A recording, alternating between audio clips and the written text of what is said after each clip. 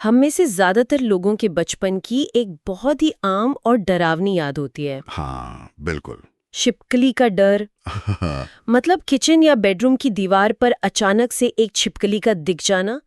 जैसे ही वो छोटी सी छिपकली नजर आती है, पूरे घर में मानो इमरजेंसी लागू हो जाती है ना? एकदम दरवाजे बंद कर दिए जाते हैं, बच्चों को दूर हटा दिया जाता है। हाँ, और एक ऐसा माहौल बन जाता है जैसे कोई बहुत बड़ा और जानलेवा खतरा सामने आ गया हो। पीढ़ियों से हमें यही सिखाया गया है कि छिपकलियां बेहद जहरीली होती हैं। सही कहा। और ऐसा माना जाता है कि अगर ये खाने में गिर जाएं तो इंसान की मौत पक्की है। बिल्कुल। लेकिन क्या होगा अगर मैं कहूं कि इस डर की बुनियाद पूरी तरह से खोखली है? आज के इस डीप डाइव में हम छिपकलियों से जुड़े विज्ञान और उन मिथकों की गहराई से पड़ताल करने वाले हैं। और इसके लिए हम ऑनलाइन जीके स्टडी की उस विस्तृत प्रेजेंटेशन का इस्तेमाल कर रहे हैं जो तथ्यों को बहुत ही स्पष्ट तरीके से सामने रखती है। हाँ, और हमारा मकसद आज सिर्फ तथ्यों को जानना नहीं है। हम एक क्लासरूम की तरह इस प्रेजेंटेशन को स्लाइड दर स्लाइड डिकोड करेंगे ताकि हम उस विज्ञान को समझ सके जो साबित करता है कि असल में हमें किस चीज से डरना चाहिए। ये एक बहुत ही जरूरी चर्चा है क्योंकि मानव मनोविज्ञान का एक सीधा सा उसूल है, हम जिस चीज को समझ नहीं पाते उससे डरने लगते हैं। सही बात है। छिपकलियों के मामले में भी बिल्कुल यही हुआ है। उनकी ठंडी त्वचा, उनका अचानक से सामने आ जाना दिमाग में एक डर पैदा करता है जिसे हमने जहर का नाम दे दिया। तो चलिए इसी मिथक को तोड़ने के लिए अपनी प्रेजेंटेशन की पहली स्लाइड पर चलते हैं। इस स्लाइड की हेडिंग है, क्या सभी छिपकलियां जहरीली होती हैं? और इस स्लाइड पर जो आंकड़े दिए गए हैं वो किसी को भी हैरान कर सकते हैं। बिल्कुल। मतलब जब हम इन आंकड़ों को देखते हैं तो दिमाग झकझोर कर रह जाता है। यहाँ साफ लिखा है कि पूरी दुनिया में छिपकलियों की 3200 से अधिक प्रजातियां पाई जाती हैं। 3200। हाँ, बहुत बड़ी संख्या है। लेकिन इन 3200 प्रजातियों में से सिर्फ और सिर्फ 2 प्रजातियां ही जहरीली होती हैं। जरा सोचिए, 3200 में से सिर्फ 2।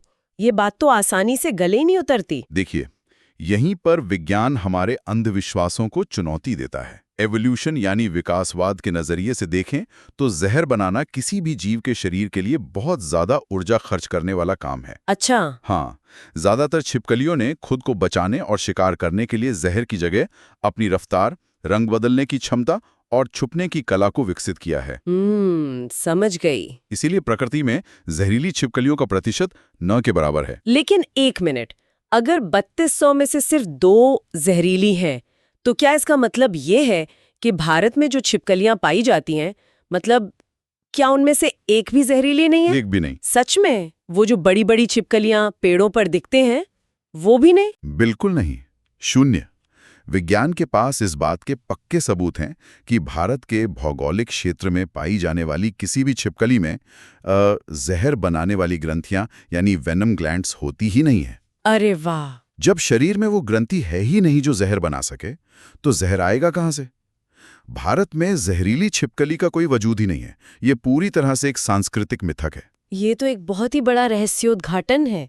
मतलब ये तो बिल्कुल ऐसा हुआ जैसे किसी बहुत बड़े शहर में लाखों लोग रहते हों, लेकिन सिर्फ 2 ही अपराधी हों और लोग पूरे शहर से खौफ खाकर बैठे हों। एकदम सटीक उदाहरण दिया आपने। तो फिर स्लाइड के हिसाब से वो 2 असली अपराधी कौन है और वो कहाँ पाए जाते हैं? प्रेजेंटेशन में आगे बताया गया है कि वो 2 जहरीली प्रजातियां केवल उत्तरी अमेरिका और मेक्सिको के इलाकों में पाई जाती हैं। हमारे आसपास उनका नामो निशान तक नहीं है। हाँ, और यहाँ स्लाइड पर इन दोनों के नाम याद रखने का एक बहुत ही मजेदार तरीका भी दिया है।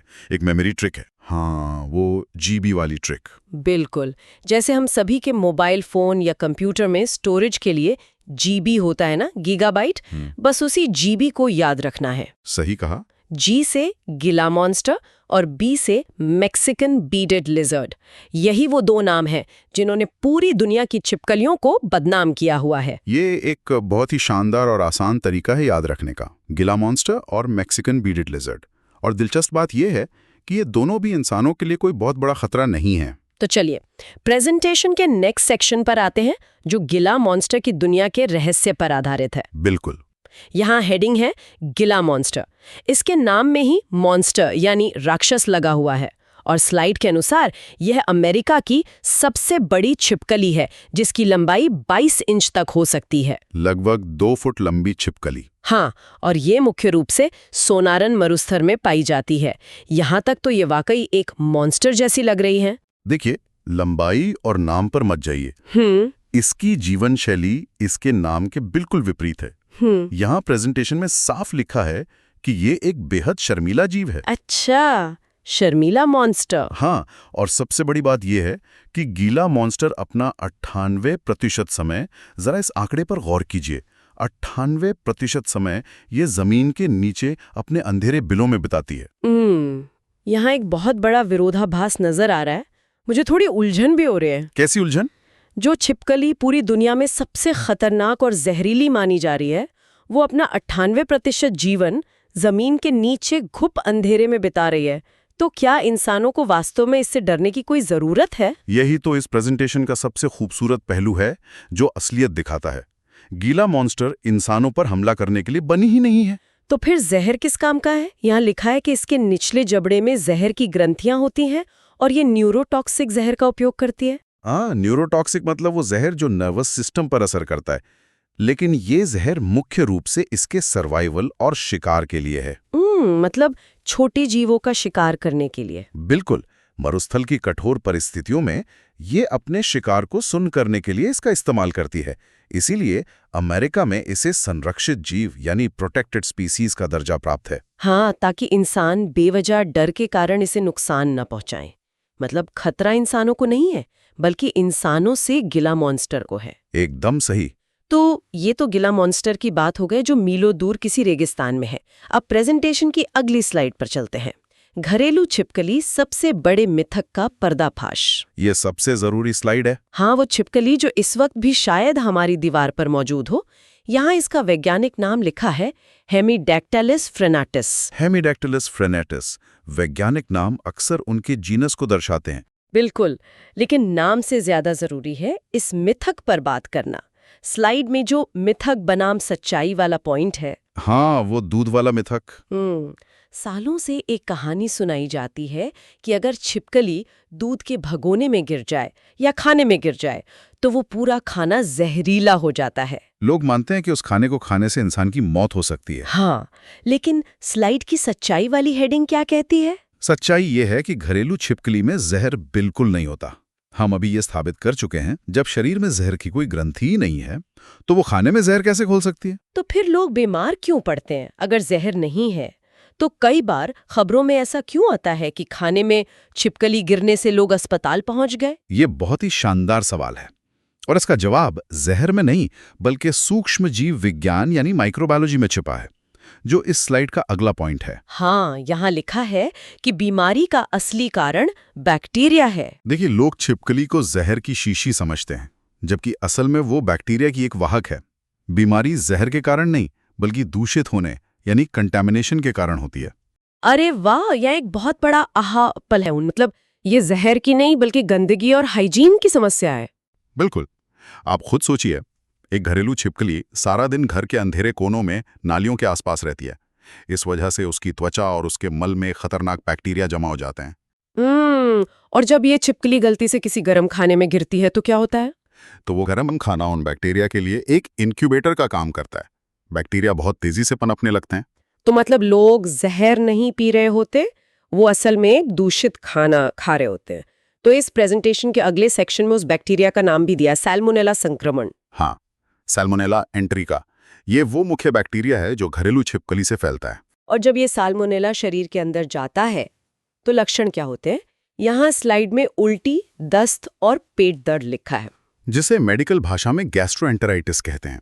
शरीर इस भारी बैक्टीरिया को बाहर निकालने की कोशिश करता है, जिसकी वजह से उल्टियां और दस्त होते हैं। और लोग इसी भयंकर पेट दर्द को देखकर घबरा जाते हैं और सोचने लगते हैं कि जहर का असर शुरू हो गया है। बिल्कुल, जबकि ये सिर्फ शरीर का बैक्टीरिया से लड़ने का तरीका है। और यहाँ स्लाइड में एक और महत्वपूर्ण परिभाषा दी गई है, जूनोटिक बीमारी। जूनोटिक बीमारी यानी वो बीमारी जो जानवरों से इंसानों में फैलती है। हाँ, विज्ञान हमें यही समझाना चाहता है कि हमें जानवरों के रहस्यमयी जहर से नहीं बल्कि उनके बैक्टीरिया से बचना है। अगर हम यहाँ एक तुलनात्मक अध्ययन करें जैसा कि प्रेजेंटेशन में दिखाया गया है, एक तरफ जहरीली गिला मॉन्स्टर है जो मरुस्थल में है और उसका जहर न्यूरोटॉक्सिक है, और दूसरी तरफ घरेलू छिपकली है जो घर की दीवारों पर है, जिसमें कोई जहर नहीं है बल्कि मल के बैक्टीरिया से फूड पॉइजनिंग होती है। तो क्या हम सीधे शब्दों में ये कह सकते हैं कि छिपकली से होने वाली बीमारी असल में एक गंभीर फूड पॉइजनिंग का ही रूप है, न कि कोई रहस्यमयी जहर?